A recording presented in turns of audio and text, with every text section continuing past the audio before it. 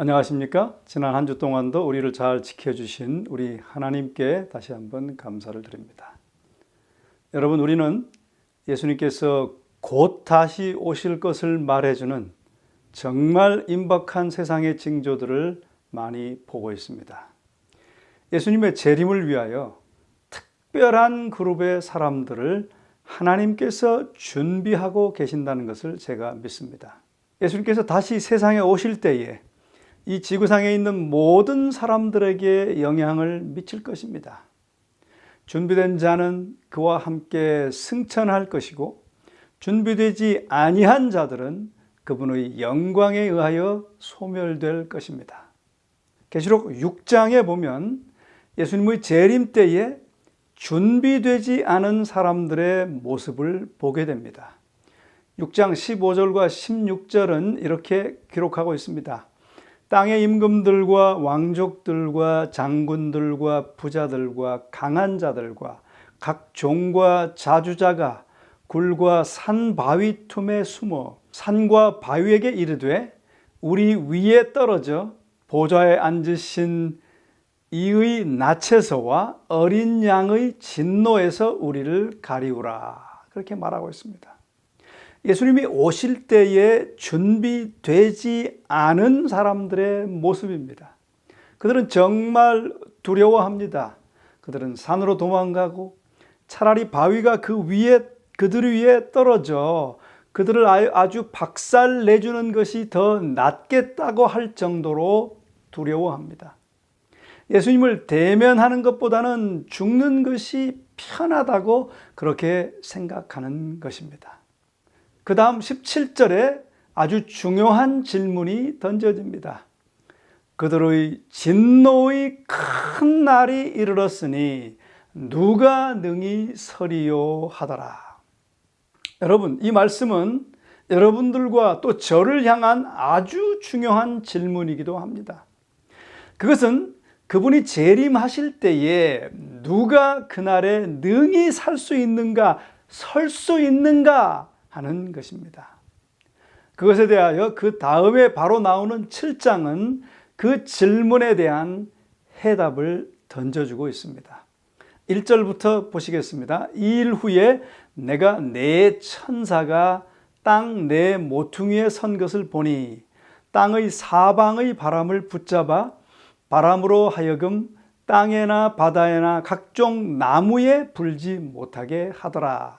2절 또 봄에 다른 천사가 살아계신 하나님의 인을 가지고 해 돋는 데로부터 올라와서 땅과 바다를 해롭게 할 권세를 얻은 네 천사를 향하여 큰 소리로 외쳐 가로되 우리가 우리 하나님의 종들의 이마에 인치기까지 땅이나 바다나 나무나 해하지 말라 하더라 라고 기록하고 있습니다.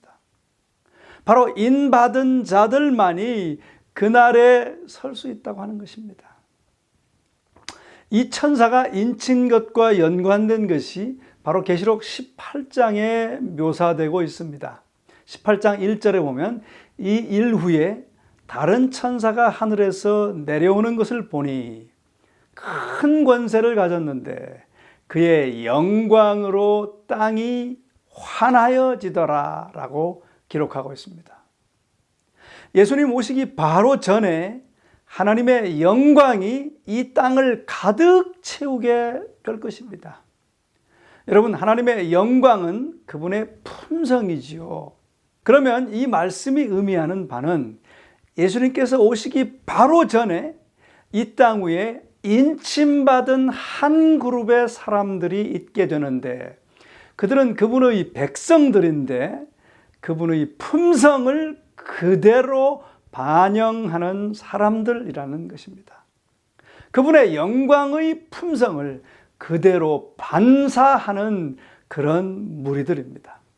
바로 그 영광으로 인하여, 바로 그들의 영광으로 인하여 이 세상은 환하게 밝혀질 것입니다. 비슷한 내용이 계시록 14장 1절에 또 기록되어 있습니다. 또 내가 보니 보라 어린 양이 시온산에 섰고 그와 함께 14만 4천이 섰는데 그 이마에 어린 양의 이름과 그 아버지의 이름을 쓴 것이 있도다라고 기록합니다. 바로 이 말씀은 재림하시는 예수님을 만나기 위해 잘 준비된 사람들을 묘사하고 있어요. 그들의 이마에 하나님의 이름이 기록되어 있는 사람들입니다. 그분의 이름은 바로 그분의 품성을 또한 의미하는 것입니다. 그분의 영광이 바로 그분의 품성이라고 말씀드렸지 않습니까? 여기 14장에 하나님의 백성들이 마지막 때에 그분의 품성을 반사하는 것을 우리는 볼 수 있습니다. 그분의 이름이 바로 그 백성들의 이마에 기록되어 있는 것입니다. 자, 그러면 이제 우리가 꼭 답을 찾아야 하는 하나의 중요한 질문은, 우리가 하나님의 인을 맞아야 한다면, 영광의 품성을 반사할 수 있는 그런 인을 우리가 받아야 한다면, 우리 이마에 그분의 이름이 기록되어야 한다면, 중요한 질문은 우리가 어떻게 그 인 맞는 것을 경험할 수 있는가 하는 것입니다. 어떻게 우리가 그 인을 우리 이마에 받을 수 있는가를 아는 것은 대단히 필수적이며 중요한 것입니다. 왜냐하면 마지막 때 그 인을 받는 자들만이 하나님의 품성을 반사하고요, 예수님의 재림을 맞을 준비가 되는 것이기 때문입니다. 자, 그런데 에베소서 4장 30절에 우리가 어떻게 하나님의 인을 받는지 묘사되어 있습니다. 에베소서 4장 30절은 이렇게 말씀합니다. 하나님의 성령을 근심하게 하지 말라. 그 안에서, 그 성령 안에서 너희가 구속의 날까지 인치심을 받았느니라 라고 기록합니다. 그러므로 이 말씀에 의거하면 이제 우리가 성령의 사역에 관해, 성령의 역사에 관해 반드시 이해하여야 합니다. 그리고 우리의 삶에 역사하시는 성령의 사역에 순복하는 것이 대단히 중요합니다. 요한 1서에 보면 또 예수님을 만날 준비가 된 자들에 대해 묘사하고 있습니다. 3장 2절은 이렇게 기록하고 있어요. 사랑하는 자들아, 우리가 지금은 하나님의 자녀라. 장래에 어떻게 될 것은 아직 나타나지 아니하였으나 그가 나타나심이 되면, 그는 예수님이죠. 그가 나타나심이 되면 우리가 그와 같을 줄을 아는 것은 그의 계신 그대로 볼 것을 이남이니라고 기록합니다. 여러분, 이 말씀이 의미하는 것은 예수님의 재림을 맞을 준비가 된 자들은 바로 예수님과 같은 사람이 될 거라는 말씀입니다. 예수님의 품성을 100% 반사하는 그런 사람들이 될 거라고 하는 거예요. 왜 그렇게 되어야 하는가 하는 것은 참 중요한 것인데요. 바로 3장 2절에서 그 해답을 제공하고 있어요. 그 해답은 뭔가 하면 그의 계신 그대로 볼 것을 이남이니라고 하는 말입니다. 즉 예수님께서 이 땅에 재림하실 때에 모든 영광 가운데 이 땅에 강림하시는데요, 그때 살아있는 이들은 예수님의 존전에 서야 해요. 그분의 영광이 가득한 그분의 존전에 서야 됩니다. 그리고 그분의 영광에 의하여 소멸되지 않아야 합니다. 세상의 다른 모든 사람들은요, 성경 말씀에 의하면 그분의 영광의 빛 때문에 다 소멸될 것이라고 말씀하고 있거든요. 그러므로 우리가 재림시 그분 앞에 서 있을 수 있으려면 우리의 삶에 무슨 일인가 일어나야 합니다. 예수님의 재림을 준비하기 위해서는 바로 성령의 능력에 의하여 우리가 진정으로 준비되어야 합니다. 그런데 계시록 3장은 오늘 우리가 문제가 있다고 지적하고 있습니다. 계시록 2장과 3장은 기독교회의 역사를 잘 묘사해 주고 있어요. 계시록 3장 14절부터는 역사의 마지막 교회, 즉 7째 교회인 그 교회의 상태를 잘 설명해 주고 있습니다.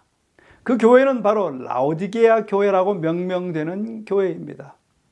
15절, 16절은 그 교회의 상태를 이렇게 기록합니다. 내가 내 행위를 아노니 내가 차지도 아니하고 더웁지도 아니하도다. 내가 차든지 더웁든지 하기를 원하노라. 내가 이같이 미지근하여 더웁지도 아니하고 차지도 아니하니 내 입에서 너를 토하여 내치리라 라고 기록하고 있습니다. 만약 라오디게아 교회가 변화되지 않으면, 만약 우리가 변화되지 않으면, 이 말씀에 의거하면 우리는 잃어버려지게 될 것입니다. 그러면 이러한 영적 문제에 대한 해답이 어디 있습니까? 3장 20절에 그 해답이 기록되어 있어요. 볼지어다 내가 문 밖에 서서 두드리노니 누구든지 내 음성을 듣고 문을 열면 내가 그에게로 들어가 그로 더불어 먹고 그는 나로 더불어 먹으리라 라고 기록합니다. 이 라오디게아 교회 문제를 해결하는 방법은 바로 예수님께서 그 안에 들어오시게 하는 방법밖에 없습니다. 자, 그렇다면 어떻게 그분이 우리 안에 들어오시게 할 것인가요? 성경은 우리가 가지게 되는 질문들에 대하여 항상 답을 주십니다. 그 답은 요한복음 14장입니다. 14장 16절부터 보겠습니다. 예수님께서 막 그분의 제자들을 떠나시려고 하는 찰나입니다. 제자들은 아주 슬펐어요. 그러나 그들에게 예수님께서 약속을 주시는 것입니다. 16절, 내가 아버지께 구하겠으니 그가 또 다른 보혜사를 너희에게 주사 영원토록 너희와 함께 있게 하시리니, 그렇게 말씀하셨어요. 그 보혜사가 누구시라고요? 그 다음 절 17절에 답이 나와 있습니다. 저는 진리의 영이라, 그렇게 기록합니다. 떠나가시면서 예수께서는 그 제자들에게 아주 특별하게 성령을 주실 것을 약속하셨습니다. 저는 진리의 영이라, 세상은 능히 저를 받지 못하나니 이는 저를 보지도 못하고 알지도 못함이라. 그러나 너희는 저를 아나니 저는 너희와 함께 거하심이요 또 너희 속에 계시겠음이라 라고 예수님 말씀하셨어요. 여기서 예수님께서 말씀하시는 성령의 경험은요, 세상은 경험하지 못합니다.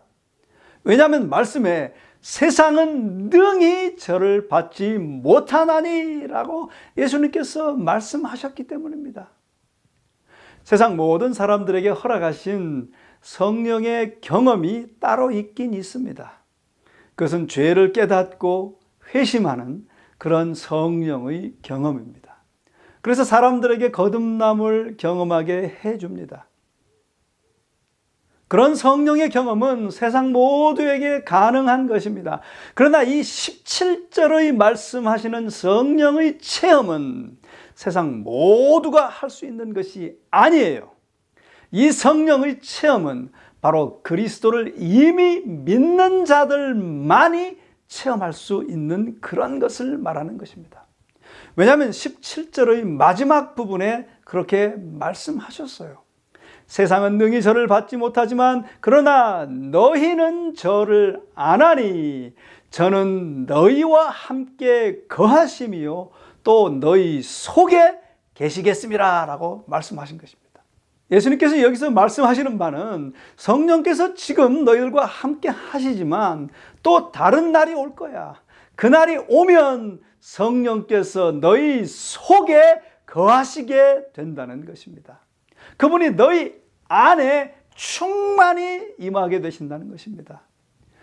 예수님은 바로 이 말씀을 통해서 오순절의 역사, 그 놀라운 역사를 지금 예언적으로 제자들에게 말씀하시는 거예요. 성령께서 모든 제자들의 심령에, 모든 신자들의 심령에 충만히 역사하게 되실 것을 예수님께서는 지금 제자들에게 예언하고 계시는 것입니다. 모든 믿는 신자들이 성령의 침례를 받게 되는 바로 그 사건을 말씀하시는 거예요. 그 오순절 이후로 바로 그러한 성령의 침례는 이제 모든 믿는 자들에게 가능하게 된 것입니다.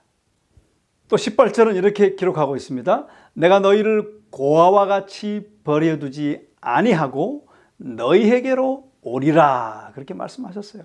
예수님께서 여기서 제자들에게 말씀하시는 것은 그들이 성령으로 충만케 채워지는 성령의 침례를 경험하게 될 때 그것이 예수께서 그들에게 오셔서 그들 안에 가장 충만히 거하시게 되신다는 것입니다.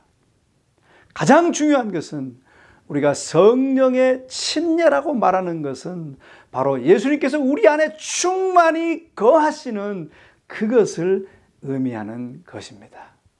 우리가 성령의 침례를 받을 때 예수님께서 우리 안에 가장 충만히, 가장 온전히 거하시는 것을 의미하는 것입니다. 바로 그것이 예수께서 우리 안에 들어오시도록 하는 것입니다. 그렇게 될 때 우리가 라오디게아 교회 상태로부터 벗어나게 되는 거예요. 예수님께서 문을 두드리시면서 내가 좀 들어가자라고 말씀하시는 계시록 3장 20절의 말씀 여러분 기억하시죠? 화이트부인께서도 이 말씀을 잘 이해하고 있었습니다. 리비언 헤럴드 1892년 11월 29일자에 보면 이렇게 기록하고 있습니다. 보혜사 성령께서는 영혼에게 개인적으로 그리스도로서 임하신다라고 기록합니다. 그러므로 여러분, 우리가 성령의 침례를 정확하게 이해하고 그것을 경험하는 것은 절대적으로 대단히 중요한 일입니다. 교회종은 6권 86페이지에 이렇게 기록하고 있습니다. 성령의 침례의 모든 필요성과 신자들의 성화를 강하게 인상 지어지게 설교하라. 그리하면 신자들이 주께서 심으신 살아있고 성장하며 열매를 맺는 나무들이 될 것이다 라고 기록하고 있습니다. 제가 시작할 때 말씀드린 것처럼 지금 세상에는 너무나 많은 일들이 예수님께서 곧 오신다고 하는 임박한 징조를 나타내는 일들이 지금 눈앞에서 코앞에서 벌어지고 있습니다. 그러나 이것은 더 악화되게 될 것입니다. 여러분, 우리가 계시록 7장을 읽어보면 아직은 사방에서 바람을 붙잡고 있는 천사들이 있기 때문에 지금 우리가 안전하게 그나마 있는 것입니다. 하나님의 백성들의 이마에 인치기까지는 아직은 그 네 천사가 사방에서 그 바람을 붙잡고 있어요. 만약 하나님께서 지금 그 바람을 놓게 허락하시고 그 바람으로 인하여 모든 세상이 휩쓸려가게 하신다면 하나님의 백성들이 준비될 시간이 없을 거예요. 그러므로 하나님께서는 자비롭게도 사방에서 천사들을 통하여 그 바람을 지금 붙잡고 있게 하시는 것입니다. 그러나 이제 가까운 미래에 이제 그 바람은 놓여지게 될 것입니다. 그 바람이 놓여질 때 우리가 살아남을 수 있는 방법은 한 가지밖에 없습니다. 그것은 바로 성령의 침례를 이해하고 그 경험을 갖는 길밖에는 없는 것입니다. 화이트분께서 바로 그것을 이렇게 기록하고 있습니다. 성령의 침례만이 교회를 그 바른 위치에 서게 해줄 것이고 성도들을 빠르게 다가오는 위기를 위해 준비시킬 것이다 라고 말합니다. 여러분, 이걸 보면 성령의 침례가 얼마나 중요한 것인지 이해하고 그것을 경험하는 것이 얼마나 필수적인 것인지 여러분 잘 아시겠죠? 우리는 마태복음 25장에서 10처녀에 관하여 읽게 됩니다. 5처녀는 슬기롭고요, 다섯 처녀는 미련합니다. 마태복음 25장 2절 3절에는 그 말씀이 이렇게 기록되어 있습니다. 다섯은 미련하고 다섯은 슬기 있는지라. 미련한 자들은 등을 가지되 기름을 가지지 아니하고 슬기 있는 자들은 그릇에 기름을 담아 등과 함께 가져갔더니. 여러분, 이 슬기로운 처녀들과 미련한 처녀들은 마지막 때에 사는 그리스도인들을 표상해 주고 있습니다. 예수님 오시기 바로 전에 살아가고 있는 그리스도인들을 말해주고 있어요. 외면상으로 보기에는 다 똑같이 보입니다. 성경에 대한 믿음이 같아요. 교회도 갑니다. 예수께서 곧 재림하실 것을 믿고 있습니다. 그 두 그룹 간의 차이를 겉으로는 거의 찾아볼 수 없습니다. 그러나 사실 굉장히 큰 차이가 있죠. 슬기로운 처녀는 기름을 가지고 있어요. 그 기름은 뭐죠? 바로 성령입니다. 슬기로운 처녀들은 성령의 침례를 경험하는 자들입니다. 예수께서 다시 오실 때 슬기로운 처녀들은 바로 그분을 맞을 준비가 되어 있는 자들입니다. 그러나 미련한 처녀들은 준비되지 않는 것입니다. 그러한 자들에게 어떠한 일이 벌어지는지 성경은 기록하고 있죠. 미련한 처녀들에게 주어진 말씀은 바로 11절입니다. 그 후에 남은 처녀들이 와서 가로되 주여 주여 우리에게 열어주소서. 12절 대답하여 가로되 진실로 진실로 너희에게 이르노니 내가 너희를 알지 못하노라 하였노니라. 미련한 처녀들은 이제 잃어버린 바 되는 것입니다. 화이트인이 바로 이 처녀들과 다른 말씀을 연결하여 설명하고 있는 인용구가 여기 있습니다. 리빈 헤럴드 8월 19일 1890년에 기록된 말씀을 보면 이렇게 되어 있습니다. 미련한 처녀들로 묘사된 교회의 상태는 또한 라오디게아 교회의 상태로 말하여진다.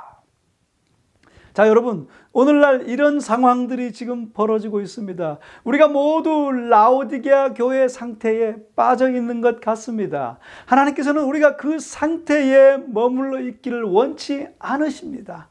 왜냐하면 예수님이 곧 오시기 때문이에요. 그래서 기별을 보내주셔서 그 기름, 곧 성령의 침례를 이해하고 경험하도록 그렇게 호소하고 계십니다. 슬기로운 처녀들은 그 기별을 받아들이고 기름, 즉 성령을 받게 되며 라오디게아 교회 상태에서 벗어나서 이제 성령 안에서 성장하게 됩니다. 반면에 미련한 처녀들은 그것이 별로 중요하지 않다고 생각하고 라오디게아 교회 상태에 계속 머무르는 자들입니다. 그래서 마지막 때 이 교회 안에는 슬기로운 처녀들과 미련한 처녀들의 두 부류가 교회 안에 있게 되는 것입니다. 슬기로운 처녀들은 성령의 침례로 인하여 영적으로 조용하게 그러나 확실하게 성장해 갑니다. 미련한 처녀들은 성장하지 않고 그대로 머물러 있는 것입니다.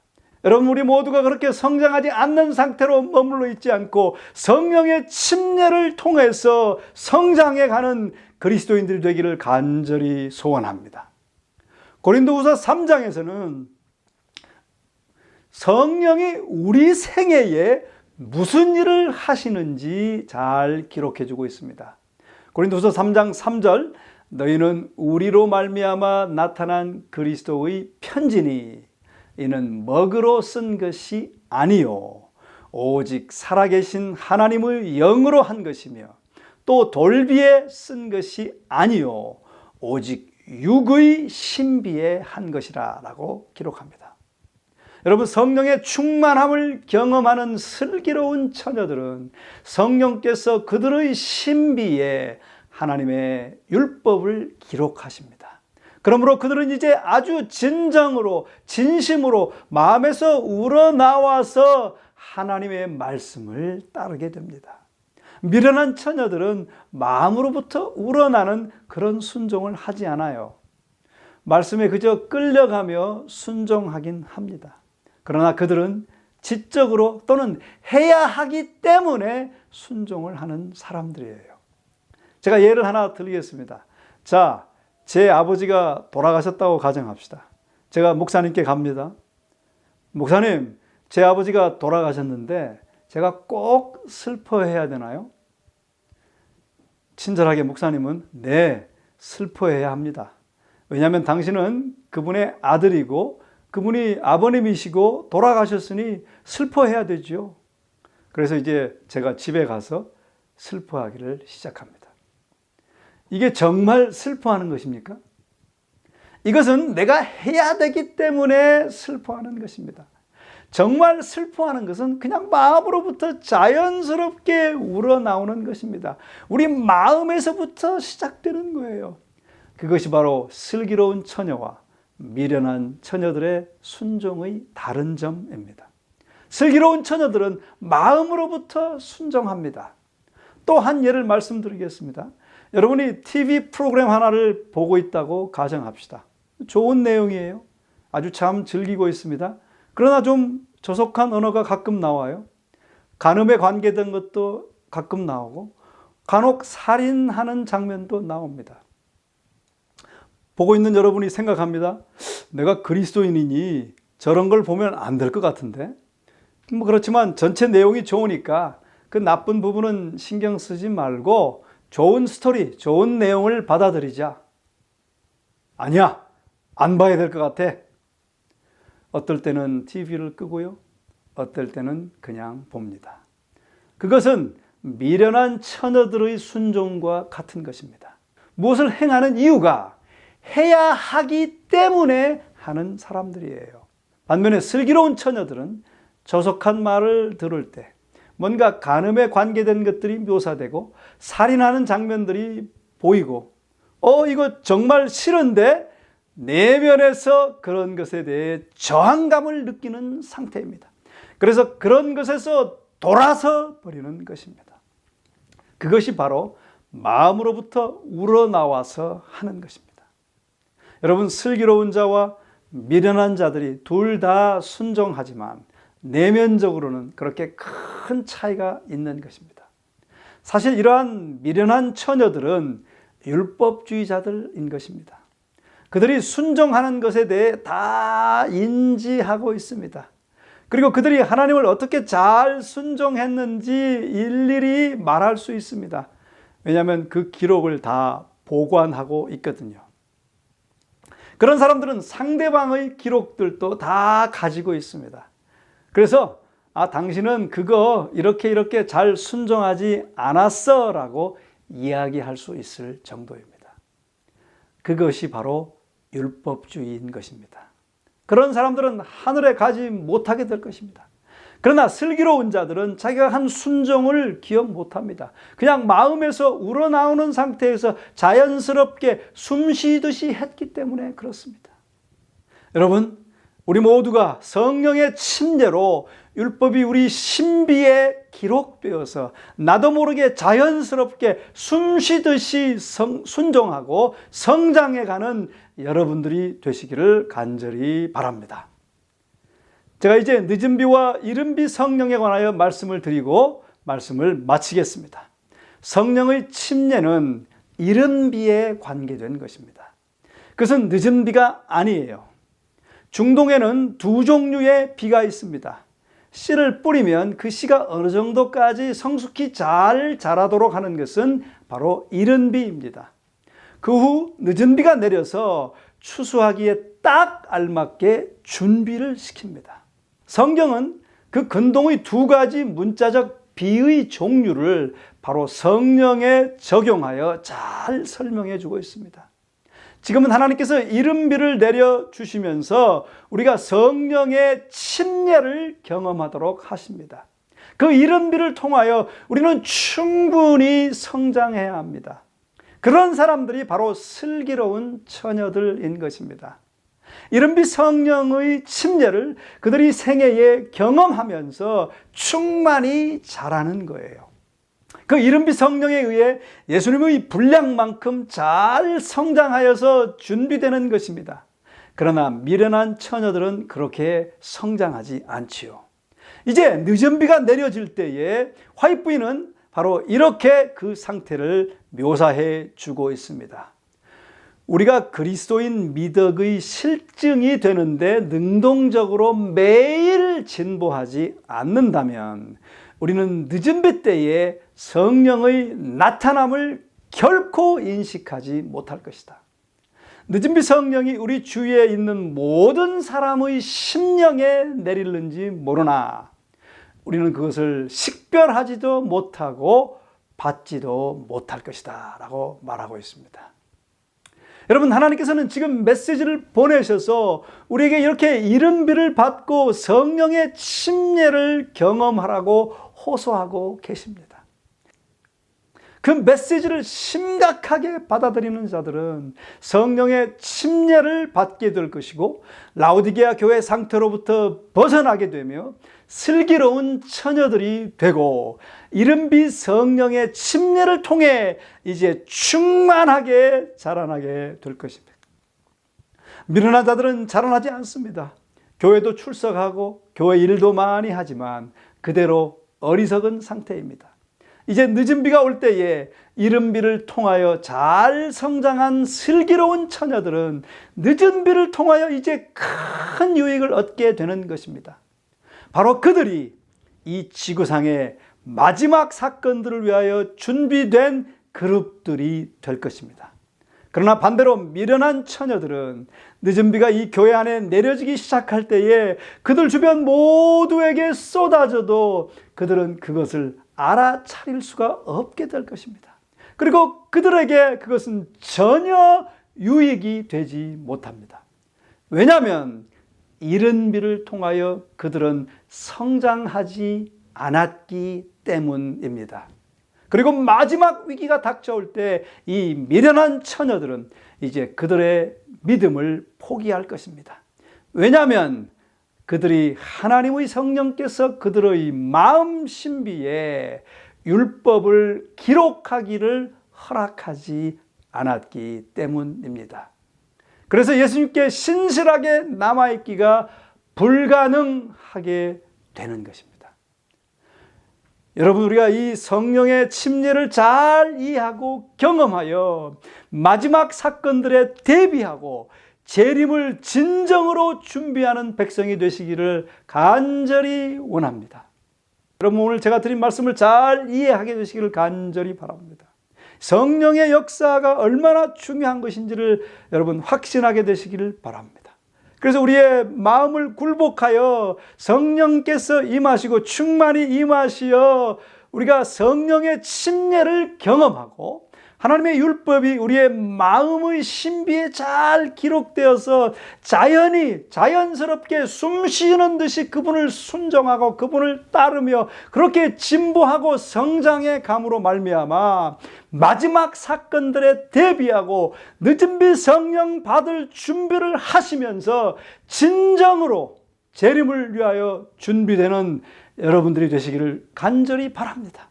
잠시 기도하겠습니다. 사랑의 아버지 하나님, 오늘 우리에게 성령의 침례에 대하여 가르쳐 주시오니 감사합니다. 그 성령의 침례를 통하여 진정으로 우리 주님의 재림을 맞이할 준비가 되는 모든 성도들과 제가 될 수 있도록 축복하여 주시옵소서. 예수님의 이름으로 간절히 축원하옵나이다. 아멘.